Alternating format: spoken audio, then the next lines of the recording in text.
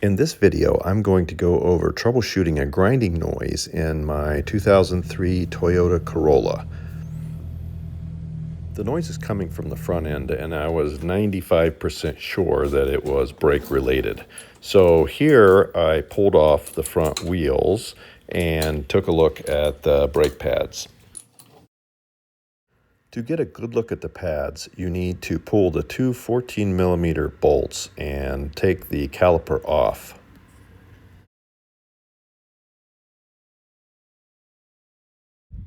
You don't want the caliper to be hanging by the rubber hose that feeds the brake fluid into it. So you either make a little hanger out of wire or you set it on something. In my case, I have an old jack and I slide it underneath and I set the caliper on the jack so there's not a lot of weight on it.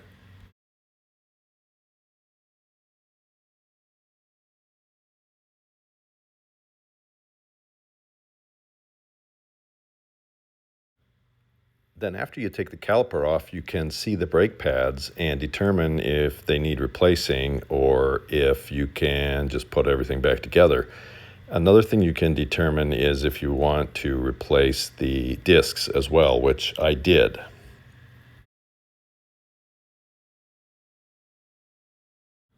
So I pulled the pads off both sides and stuck them on the workbench to take a look at them. And the passenger side pads looked fine, and there's still even a groove across the center there.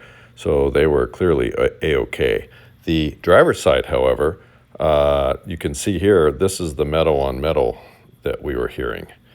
So the pad material is pretty much all gone. Notice how that first pad, the groove is gone, and there's metal on metal scrape.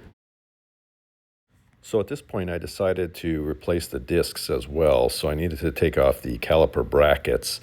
And these are 17mm bolts.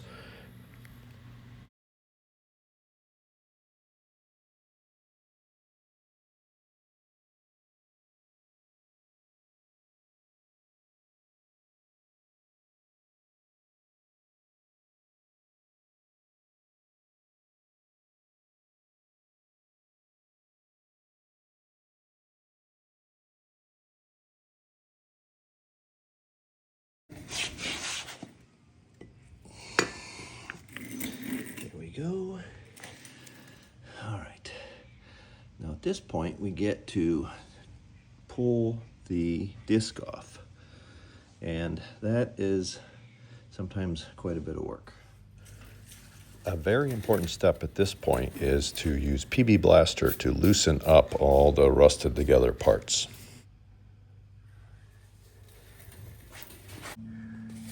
So what you have to do here is you take a hammer and you whack on the back of this. And sometimes you have to smack it quite a bit. This time I didn't have to, too much. And you can see that, well, this looks like it's a solid piece. It's actually two pieces. And there you go. So, set your old disc aside and get your new disc. Okay, nice new disc.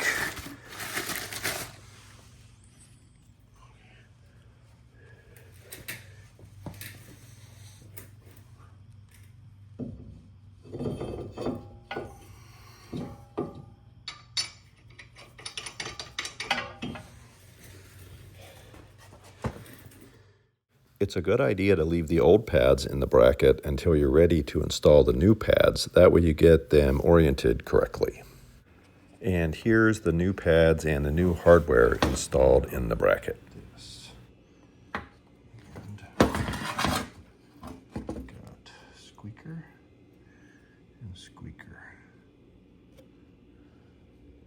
See, so the squeakers are going to push in. Okay. Next up, you pop the hood and remove the cap from the brake reservoir and check the fluid level. If it's not too super high, you can collapse the caliper without worrying about overflowing the brake fluid in the engine bay.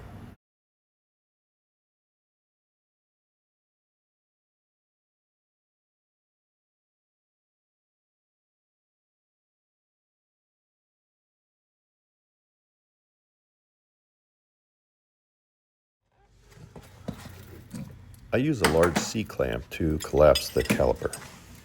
All right, so next thing you got to do is you got to collapse this piston in, because your new brake pads have a lot of meat on them.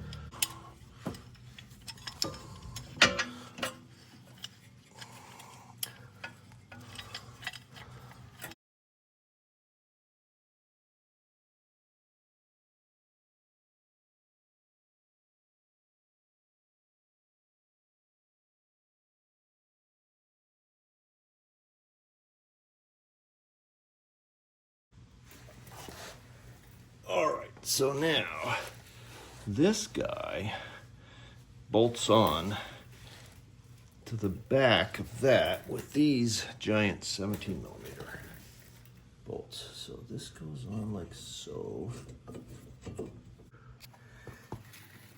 All right, so that took forever. But now we've got these guys on here. We've got the squeakers in here somewhere.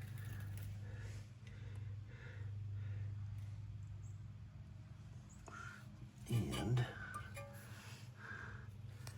now I've got to put the bolts. All right, so I just tightened up these 17 millimeters back here on the caliper bracket. And now for the calipers, I'm going to put this on.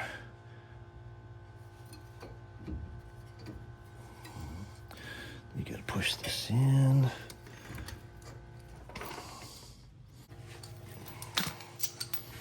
So you change to the 14 millimeter.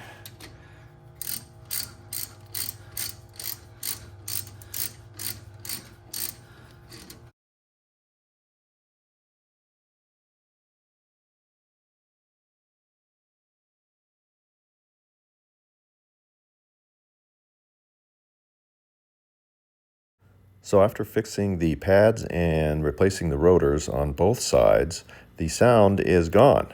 And of course, we determined the source of the sound was that pad on the driver's side that was metal on metal scraping against the rotor to the pad.